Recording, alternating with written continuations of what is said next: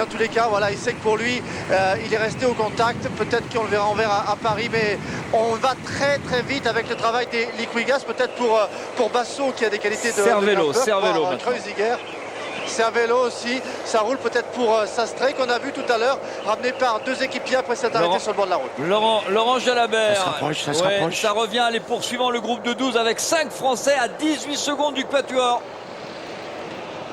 Oui, les 12 vont peut-être revenir, mais le peloton aussi, hein, c'est pas terminé parce que cette montée elle est courte, 3 km. C'est vite dit, mais quand même 1 minute, 2 minutes au pied de la montée, après tous ces efforts. Tous les efforts qu'auront consentis les hommes de tête, s'il y a des grimpeurs motivés dans le peloton, la victoire d'étape est encore dans l'air, est encore jouable pour un grimpeur du peloton, et le peloton se rapproche aussi. S'il parvient à revenir tout près du groupe au pied de cette montée, eh bien il peut jouer la victoire. Hein. Je me souviens, en 1995, nous avions perdu 1 minute 30 dans la montée, donc tout est jouable encore pour le peloton. Avec quatuor qui se casse en deux. Et vous parlez de cette montée vermande, eh bien, vous la connaissez particulièrement bien. Il est là, tiens, c'est Patrick Chen qui vient nous dire bonjour. C'est lui qui commentait votre montée. Laurent Jalabert, racontez-nous parce qu'on voit les images, s'il vous plaît, merci. Ah, bah écoutez, c'était une très longue journée, un petit peu comme celle que nous avons vécue aujourd'hui. À 6 coureurs seulement échappés et au pied de l'ascension, alors que Melchior Mauri avait fait un gros travail pour moi. J'ai décidé d'attaquer un petit peu loin au pied de l'ascension, dès la sortie de Mende. J'ai de suite senti que ça allait être long et difficile, mais porté par le public, j'ai réussi à résister. Alors c'est un souvenir marquant parce que voilà, la victoire était belle, mais aussi parce qu'elle a été dans la douleur très difficile. C'est une montée très exigeante et comme je vous le disais, avec 6 minutes 30, je crois que nous avions au pied, on avait perdu une bonne minute 30 dans l'ascension sur l'avant-garde du peloton. Hein. Donc attention, la victoire d'étape n'est pas acquise pour les échappés.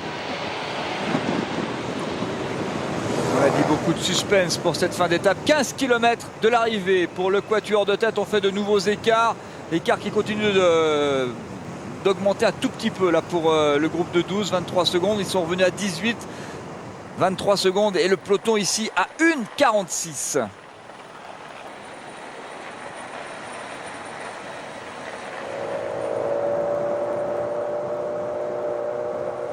Je ne sais pas si c'est très aérodynamique cette position, ni le maillot ouvert pour Jeremy Hunt, mais les cervélos pour Carlos Sastre. Alors est-ce qu'on va avoir une attaque de Carlos Sastre? Pourquoi pas? Il y en a beaucoup qui visent la victoire d'étape, pas seulement le classement général, hein, parce que elle est particulière cette montée vermande et ça peut correspondre à certains styles de coureurs, comme Joaquim Rodriguez, comme Carlos Sastre. Moi je crois qu'Alberto Contador va essayer de rappeler. Le dernier kilomètre descend et les vents de face. Donc il faut faire l'écart bien avant. Derrière, à peu près, tout le monde restera à peu près à la même vitesse.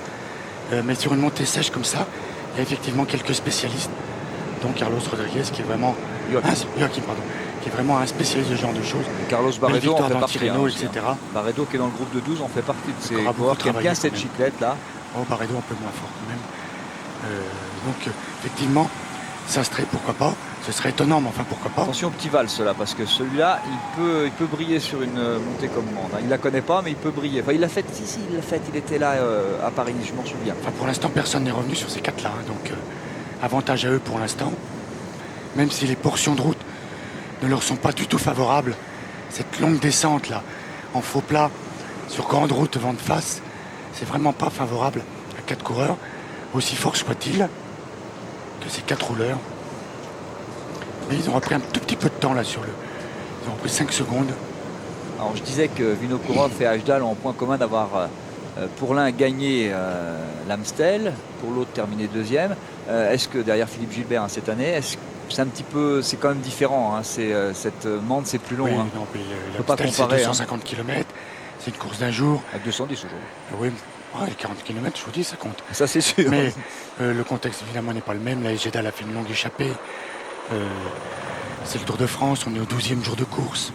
Bon, c'est vraiment pas du tout la même chose, la chaleur, etc. Néanmoins, il a le profil hein, pour aller gagner cette étape. Je pense qu'il y a plus fort que lui dans cette échappée. Il est très certainement Vinokourov et le favori logique de cette.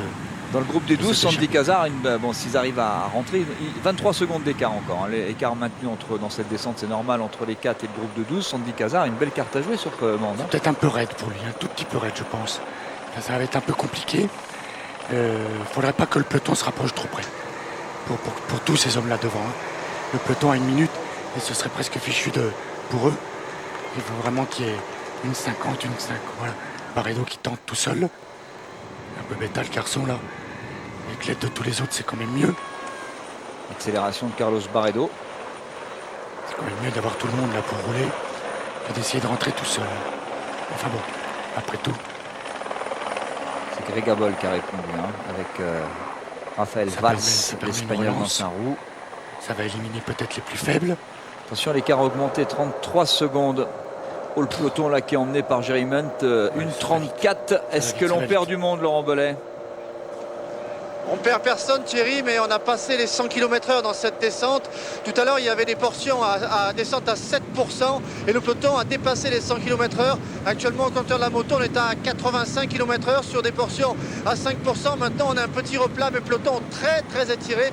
Tout le monde est au contact, mais c'est vraiment un moment de plaisir pour les coureurs parce que la route est large, le revêtement parfait et ça va vite, très très vite. Et accélération de Carlos Barredo alors que Laurent Jalabert, l'écart augmente de nouveau entre le Quatuor et le groupe des 12, 37 secondes à l'instant même.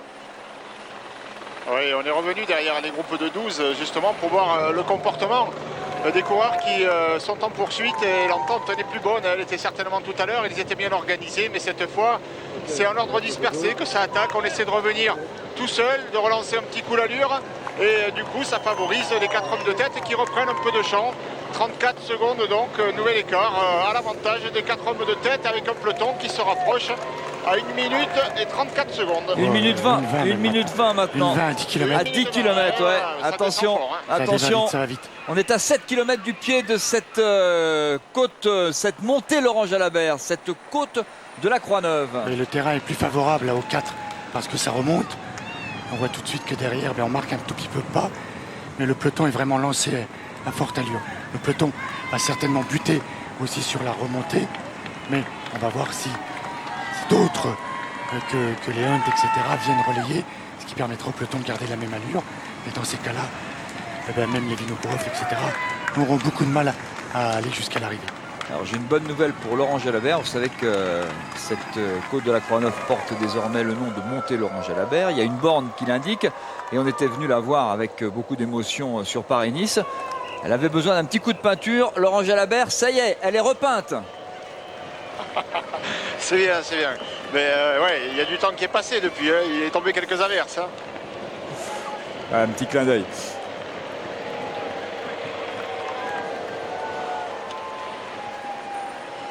Il y a des bornes rodatrices qui permettent de s'essayer face au chrono et d'obtenir le diplôme officiel attestant du temps réalisé. Une 16 à 10 km. Vous l'aimiez, Mande? J'ai jamais monté. Jamais? Non, Jamais, jamais? Non. Jamais une fois? Celle-là, non, jamais. Jamais. Comme ça? Je crois que je la monterai jamais. Hein. Non.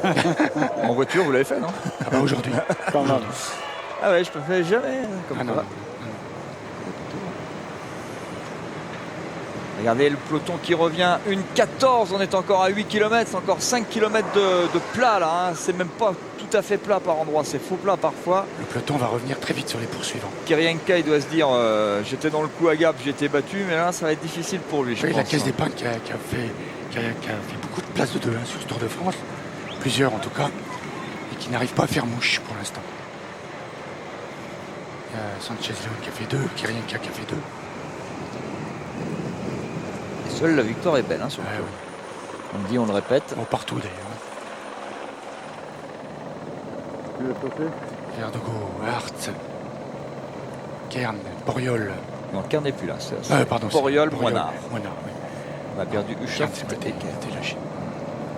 Verdugo avec le maillot Euskaltel, Carlos Barredo, Valls avec le maillot de la Photon Servetto, Mario Hartz. On n'a pas démissionné dans ce groupe. Mario, il doit avoir le dossard rouge hein, aujourd'hui, si je me rappelle du vote d'hier. Non, c'est pas Mario Hartz. Non, qu'est-ce qu'il est Non, c'est Non, Auger. c'est Stéphane Auger hier, pardon, c'était avant-hier Mario Hartz. Il a eu 2 fois Mario sur la 10e qui va et l'avoir la aujourd'hui. 8e étape. Un des 4 de devant, j'imagine. Quelle chance. Je pense que. Vinokourov. Ouais, en tout cas, moi je pense que Vinokourov, c'est celui qui a formaté tout ce scénario-là.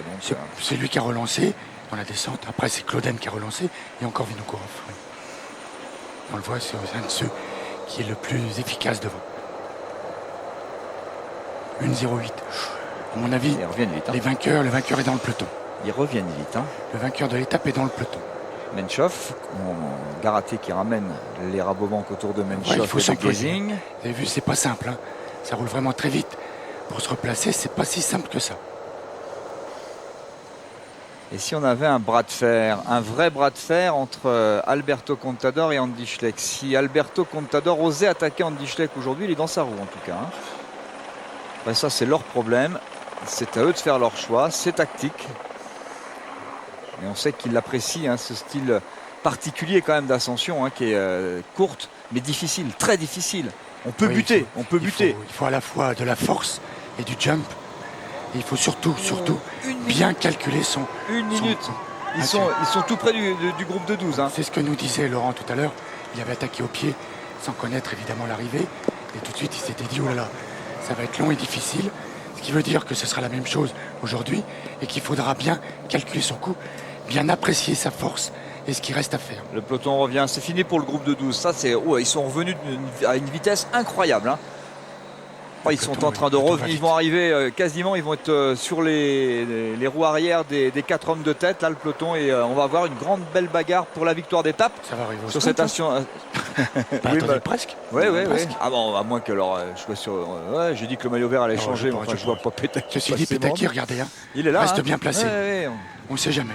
Il connaît peut-être pas la montée sur le monde. Ça fait rien, on ne sait jamais. Vous savez, il peut nous étonner, Pétaki. C'est un coureur qui, malgré tout, puissant. Je pense qu'il aura des difficultés sur ce genre de montée, mais après tout, avec une très grande forme. Andy Schleck là, en troisième position, là, concentré, appliqué Andy Schleck. Oui, c'est son équipe qui reprend le... Thomas Guerin qui est là aussi, Guerin Thomas, pardon, dans l'ordre. Son équipe qui reprend le manche de façon à le placer dans les meilleures conditions, ce qui est évidemment bien terminé et logique. Terminé pour le groupe de 12, terminé pour poussez-vous messieurs, ça va les passer. 5 coureurs français, voilà, c'est fini. Jonction, il ne reste plus que 4 coureurs en tête. Avec 47 secondes d'avance. Alexandre Vinokourov, Andreas Kloden qui sont à 5 km de l'arrivée et qui approchent de cette... On va tourner à gauche et qui vont attaquer bientôt là dans 2 km. On est dans le début de Mende. On est à Mende. Ejdal, Kirienka sont là. C'est Vinokourov qui fait le gros du travail. Elle éprouve le besoin de s'arroser un peu. Est-ce qu'ils vont rester longtemps ensemble? C'est pas sûr. Alors, il y a forcément de leur part là, un petit moment de récupération. On sait qu'ils savent ce qui les attend. Il y a forcément à ce moment-là un petit moment de bon souffle. Hein, voilà. Donc on ralentit légèrement. Alors que le peloton ne ralentira pas puisque ce sont des équipiers qui vont accélérer au contraire pour placer leur leader. Ce qui fait que l'écart risque de se resserrer encore assez rapidement. C'est un peu normal, hein. C'est presque inconscient ce moment-là de reprise de souffle. C'est là que ça commence, voilà, c'est ici que ça commence. Déjà un peu plus de 3 km. Regardez le monde, la foule. Le grimpeur est à 3 km. Et l'arrivée à 5, à 4,6, 4,6, 4,5. Puis après là, il y a 300 mètres de dur à peu près. C'est un rempaillon là terrible. Qui n'est pas très long. Et après il y a un replat. Et ça va de nouveau. C'est dur pour Ejdal, Laurent Jalabert. Déjà. Oui, Ejdal déjà, alors que la pente n'est pas encore la plus sévère ici.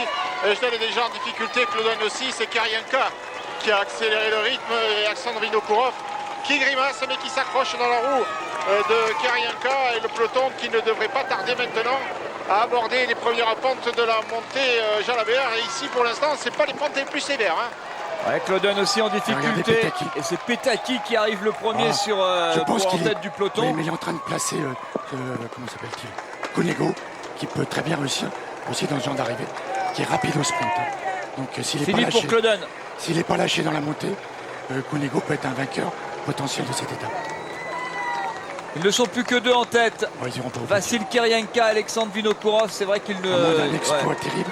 Non, la fatigue est là. La fatigue est au rendez-vous. Hein.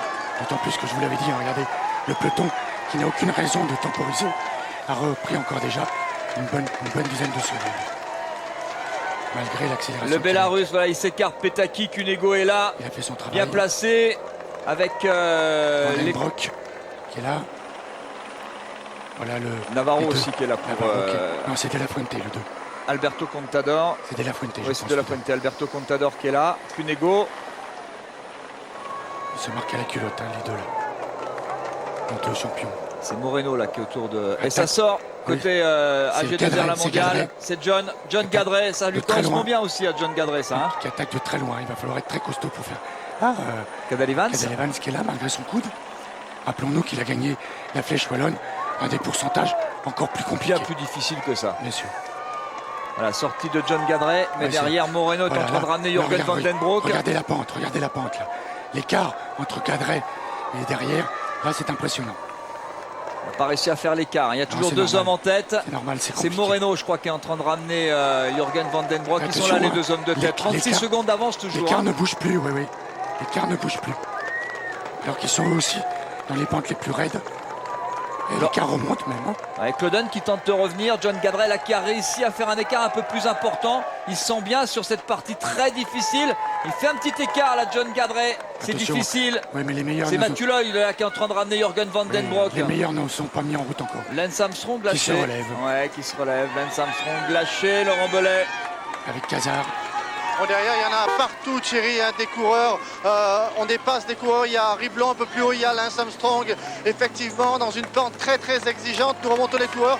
Armstrong à peu près au niveau de Petaki, hein, ce qui dénote quand même un problème chez Armstrong. Voilà, parmi les lâchés, mais il y en a beaucoup. Il y a Pedrico en dessous. Ouais, il n'a problème, pas les il se jambes relève. pour aller faire la victoire d'étape. Non, Il je laisse pense qu'il a pas filer. envie de le faire. Oui. Oui, il laisse filer. Il laisse l'avenir maintenant. Une page est tournée dans le cyclisme mondial. Et il laisse Cadel Evans s'attaquer à gauche de la route. L'attaque du champion du monde. Il y a Accélération encore légère. du monde devant, mais il n'a pas réussi à sortir. non, il se Jürgen replace. van den Broek est toujours là. Ivan Basso aussi. Et Gadret qui faiblit. Ouais, John Gadret qui va être rejoint par van den Broek. Attention au prochain contre. Alberto Contador dans la roue d'Andy Schleck. Il n'a toujours pas attaqué. Cadel Evans qui est avalé un peu par la tête du peloton. Jürgen van den Broek qui est là. C'est voit Gauthier. Kreuziger qui est en deuxième position. C'est- C'est pas c'est- Basso. Basso il est là. C'est À Gauthier gauche de la route. C'est Gauthier de la B-Box qui est encore là à droite. Oui, c'est Cyril Gauthier Ouais, qui est à bien, droite bien. là. C'est bien parce que là c'est très dur. Hein. C'est quand même les meilleurs du monde là qui sont là. Andy Schleck qui surveille Alberto Contador dans sa roue. Est-ce qu'il va. Il commence Non, à je se. pense qu'il ne va pas attaquer. John Gadret qui tient toujours face au retour, je crois, c'est de Kreuziger, de Jürgen van den Broek Alors qui est que là. Vinokourov a lâché Kirienka. Ouais, ça y est, Laurent Jalabert. Parti pour l'exploit. Oui, Vinokourov qui a pris le relais de Kirienka à 2 km du sommet et Kirienka qui a perdu une dizaine de mètres et qui a regardé vers ses chaussures. Kirienka à la rupture, il reste 3 km jusqu'à l'arrivée, 1,5 km donc jusqu'au sommet et Vinokourov qui relance et qui donne tout maintenant. Il faut tout donner d'ailleurs puisque derrière visiblement le peloton ne semble pas vraiment réagir. Andreas Clauden va revenir probablement sur Kirienka. Il n'a pas perdu pied Clauden, hein. Il est à 10 secondes de Vinokourov. Il y a toujours 40 secondes avec le peloton. Hein. C'est beau ce qu'ils font là. Avec Le peloton Vinokourov, ça c'est dans qui n'a son pas style. Hein. réellement accéléré encore. Ouais, en ce qui concerne Alexandre Vinokourov, il sera demain le porteur du dossard rouge. Il a été élu aujourd'hui par le jury le plus combatif de cette 12e étape. Il peut aller gagner l'étape Thierry. Il peut encore gagner l'étape. En tout cas, un sacré coursier. Hein. Ça c'est clair. Gadret qui a beaucoup reculé. Gauthier qui montre ses limites. Gadret juste Maillot devant lui. jaune. Attention à Nicolas Sanchez Roche là, aussi, Nicolas Roche qui est, qui est limite de rupture, Nicolas Roche de ce groupe maillot jaune qui n'a plus qu'une vingtaine de coureurs. Cyril Gauthier alors qu'on s'accroche là ici du côté de Michael Rogers, Lucian Sanchez, c'est difficile aussi, limite de rupture pour Nicolas Roche, c'est compliqué pour Bradley Wiggins, cela qui est en train de lâcher prise, Nicolas Roche Oui. qui Et s'accroche. juste devant lui, il avait Sastré, qui ne sera pas le vainqueur d'aujourd'hui. Hein. Ah, c'est fini Wiggins pour qui est Wiggins. lâché, Bradley Wiggins se lâché à l'instant même. Je crois qu'il. Ah non, il s'accroche, il a la bagarre. Oh, il va Et lâcher. Ejdal qui lâche maintenant. Ejdal qui vient de lâcher. Regardez Carlos Sastré. Sastré en légère difficulté. Concentré, très concentré, Andy Schleck c'est pas qui ça. regarde Alberto Contador qui Et regarde. regarde les développements de Ouais, Schleck. qui a regardé Andy Schleck alors que Vinokourov ne perd rien sur Basso. la tête du peloton. Ivan Basso qui est là juste derrière un Cadel Evans qui souffre encore Et de regardez son bras gauche. l'écart 40 secondes avec Vinokourov qui fait jeu égal avec le peloton. C'est assez remarquable. Denis Menchoff est là aussi dans la rue de Kreuziger. Jürgen van den Broek pour emmener le peloton. Alberto Contador se retourne, semble facile mais n'attaque pas. Andy Schleck dans la roue d'Andy On a vu Schleck. Kessing qui était un peu en difficulté. Samuel Sanchez Ça fait du est mal. là. Ivan Basso limite de rupture aussi dans ce groupe. Et on a vu aussi que le maillot champion du monde a reculé là-bas. Evans. Et après, bien placé. Sastré avec Basso, Basso. pas terrible. Evans limite, attention à l'accélération là. C'est Joachim toujours Rodriguez, Jürgen hein. van den Broek. Joachim Rodriguez de 77. Samuel Voilà. Sanchez aussi, Vinokourov qui n'a rien perdu, Laurent Non, Jalabert. formidable. Vinokourov qui s'arrache et qui se bat vraiment. Il reste ici maintenant 1 km à Vinokourov jusqu'au sommet avec une avance de 20 secondes sur Kiryenka. Vinokourov est en train d'aller chercher cette victoire d'étape au courage, comme on le connaît, avec beaucoup de détermination, et c'est certainement aussi parce qu'il est devant que Contador, probablement derrière, respecte. Oui, attaque de Joachim Rodriguez, on sait que ça lui correspond, coureur espagnol de la Katusha. Et c'est Jürgen Van Den Broek qui vient de faire l'effort. S'il y en a un qui peut reprendre tout le monde, c'est Rodriguez. Et Alberto Contador attaque à gauche de la route, attaque d'Alberto Contador, la réponse immédiate d'Andy Schleck, attaque de Contador comme prévu. Il va vite, attention, Andy Schleck qui ne répond pas tout de suite. Il était mal placé. Alberto Contador qui s'en va, qui vient de remonter Van Den Broek. Andy Schleck qui se met sur les en danseuse. Il peut pas revenir. Alberto Contador est parti, qui revient très vite sur Joachim Rodriguez. Il s'assoit, c'est mauvais signe pour...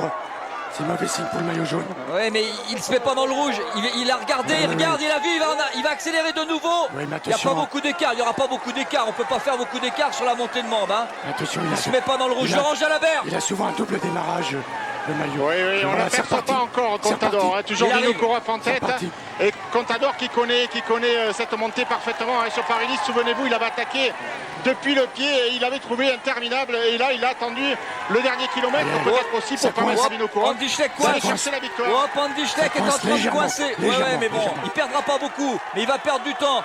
Voilà, il a 41 secondes de retard. Alberto Contador, il a décidé ici, à Mende, qu'il connaît bien, il a gagné 2 fois sur Paris-Nice, de revenir le plus près possible avant les Pyrénées sur Andy Schleck, qui lui ne se met pas dans le rouge, monte à sa mesure. 2 coureurs Astana en tête de cette étape, puisque c'est Alexandre Vinokourov qui a toujours 19 secondes d'avance sur Clauden et Kiryenka. Rodriguez est en train de revenir dans la roue d'Alberto Contador. Contador qui a vraiment retrouvé toutes ses jambes. Ceci dit, il n'est pas loin devant. Hein. Le Schleck se défend très bien. Après avoir eu un petit passage moins bien, il est tout proche. Et Alberto Contador qui revient sur Vinokourov avec Joachim Rodriguez. Regardez, il y aura 2 coureurs de l'équipe Astana et Vinokourov a tout donné pour continuer à emmener Alberto Contador. Il le voit maintenant, mais est-ce qu'il va pouvoir? C'est pas sûr. Regardez la facilité de Contador. On a retrouvé le grand Alberto Contador et c'est dur pour Andy Schleck. C'est très dur, qui serre les dents. Le maillot jaune, qui sait qu'il ne peut pas perdre trop de temps, mais qui peut peut-être perdre son maillot jaune. Ce serait étonnant quand même, mais sait-on jamais, coince un tout petit peu. Là, Alberto Contador, enfin, si on peut dire, Rodriguez s'accroche. Mais vous savez, les changements de rythme sont très compliqués dans les pentes les plus raides. Et même un Alberto Contador a un peu de mal, ce qui est bien logique. Laurent Jalabert. Il a bien fait un petit écart quand même. Ouais, dommage, j'ai envie de dire dommage pour Vinokourov, qui méritait tant la victoire, mais Alberto Contador joue bien sûr la victoire finale dans le tour. Il va falloir maintenant qu'il réussisse à battre Rodriguez pour le gain de l'étape. Voilà, il y a des secondes en jeu et Vinokourov, il lui aura manqué 500 mètres pour basculer. C'est dommage pour Vinokourov. Mais il y a 15 secondes d'écart. Quel beau point d'appui pour Contador que Vinokourov. C'est bien joué, c'est admirablement bien joué. Ça ne va pas lui servir parce qu'il n'a pas pu basculer Vinokourov suffisamment. Andy Schleck qui ne s'énerve pas, hein, qui reste calme, qui monte au maximum mais qui ne s'énerve pas. Le maillot jaune qui sait que là il est en difficulté. Voilà, c'est le passage du grimpeur. Il reste 1,5 km de descente. On sait que c'est un formidable rouleur. Andy Schleck qui retrouve un petit peu de jus, qui accélère, qui va revenir sur Vinokourov. L'écart est de 10 secondes. Voilà, 10 secondes entre Alberto Contador et Andy Schleck. On l'avait dit, il ne peut pas y avoir beaucoup d'écart, mais c'est un moment psychologiquement important dans cette étape numéro 12 du Tour. Ça veut dire qu'Alberto a déjà... Il a demandé à ce que Rodriguez prenne le relais. Il va lui demander de lui laisser la victoire et l'autre va dire non, je pense. Alors et voilà, il ne roule pas. C'est ce qui vient exactement de se passer. Donc il ne roulera pas. Et Contador, s'il veut le reprendre du temps, va être obligé de sacrifier la victoire d'étape. Alors bon, a-t-il bien fait vis-à-vis de Vinokourov? Voilà, on n'est pas étonné de retrouver Joachim Rodriguez, hein, qui a terminé deuxième de la Flèche Wallonne cette année. Donc ce genre de choses, il aime, il apprécie. Et voilà, donc la victoire d'étape va se jouer entre 2 Espagnols ici à Mende. Alberto Contador qui pense surtout aux secondes précieuses qu'il est en train de récupérer par rapport à Andy Schleck. Il en avait 41 de retard, ce ne sera pas beaucoup, mais c'est important. Victoire d'étape en jeu entre 2 Espagnols, il ne faut pas trop se regarder quand même pour ne pas perdre tout l'acquis dans cette ascension de Mende. Rodriguez n'a pas roulé, il pense qu'à la victoire d'étape. Et Contador, bah, tant pis pour lui. Il a il n'est pas décidé à lui laisser la victoire d'étape, Alberto Contador. Il aime gagner, Alberto. On l'avait vu à l'Alpe d'Huez avec Brajkovic. Et voilà, peut-être un peu plus rapide Joaquim Rodriguez quand même. Joaquim Rodriguez qui va terminer, qui va gagner cette étape. Amande, c'est pas encore fait. Voilà, c'est fait. Victoire de Rodriguez devant Alberto regardez, c'est Contador. dommage. Troisième, Alexandre Vinokourov qui s'en va un tout petit peu. L'écart ne sera pas important avec le maillot jaune. Mais il va reprendre un petit peu de secondes. Jürgen Van Den Broek est quatrième. 9 secondes. Andy Schleck, Andreas Klöden, Samuel Sanchez, Menchov, Gesing, Kreuziger, Leipheimer. Il n'y aura pas beaucoup de changements au niveau du classement général. Jean-François Péchaud, ça ne compte pas. Il descend de la On voiture. remarquera quand même que ça fait des dégâts alors que la montée était vraiment très courte. Damiano Cunego, Bradley Wiggins, Cadel Evans, Et allez, il y a aussi, Luis Leon Horner, Sanchez, Christopher Horner, Cadré, je crois. Aïjdal qui va perdre pas mal de temps. Le petit Cyril Gauthier qui va faire avec Christophe Lemaivel. C'était Roche qui était devant. Lemaivel. C'était Roche qui était devant.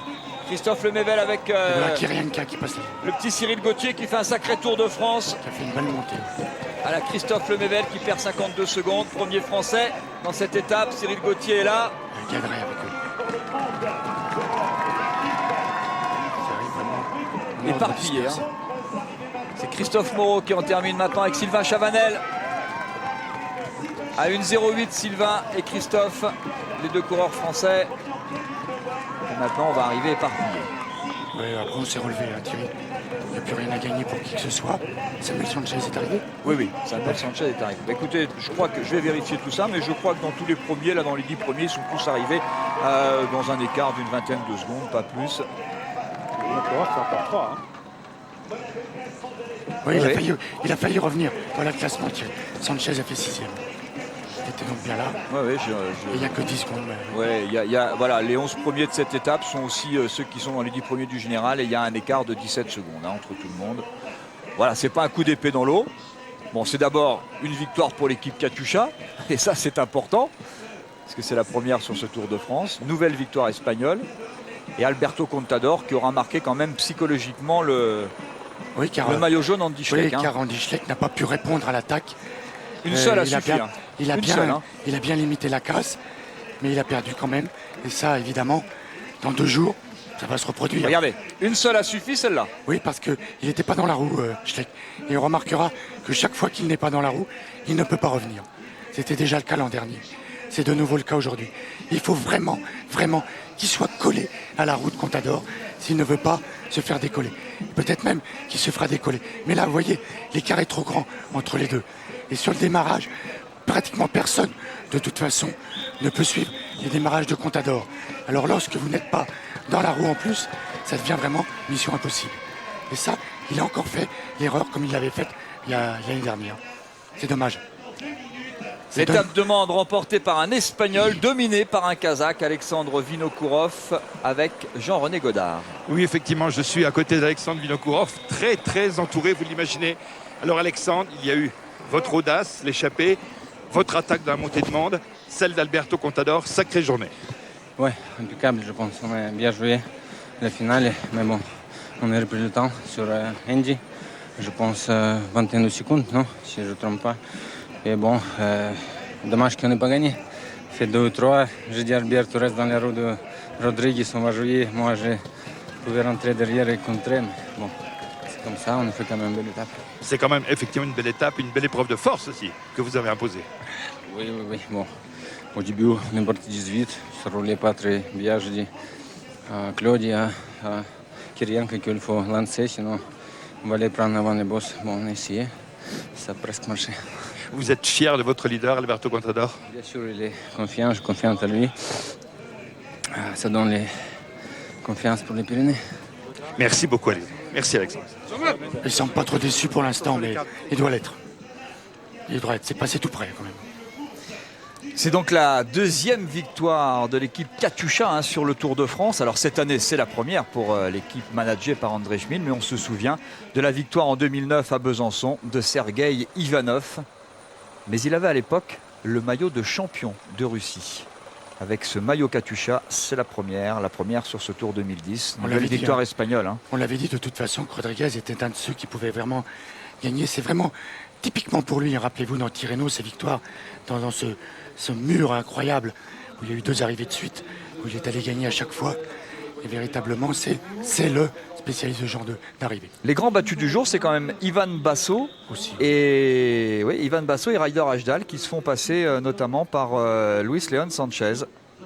Roman Kreuziger, lui qui était 11e, c'est Ivan Basso qui a perdu un petit peu de temps dans l'affaire. On regardera le classement complet, le classement général complet dans quelques instants avec Gérard Rolls. Et bien voilà, on attendait de savoir, on espérait voir une étape passionnante. On n'a pas été déçus.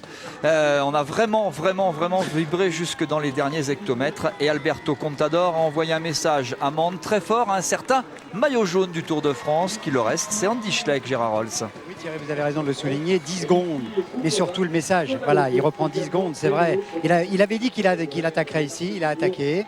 Donc victoire espagnole, deuxième victoire de Katusha dans le Tour de France, vous l'avez aussi souligné. On les aura tous au micro tout à l'heure, ils vont venir les uns après les autres, ainsi que Andy Schleck aussi, pour savoir dans quel état psychologique il est après cette attaque de Contador là, et sa réponse mesurée, on va dire aussi à cette attaque.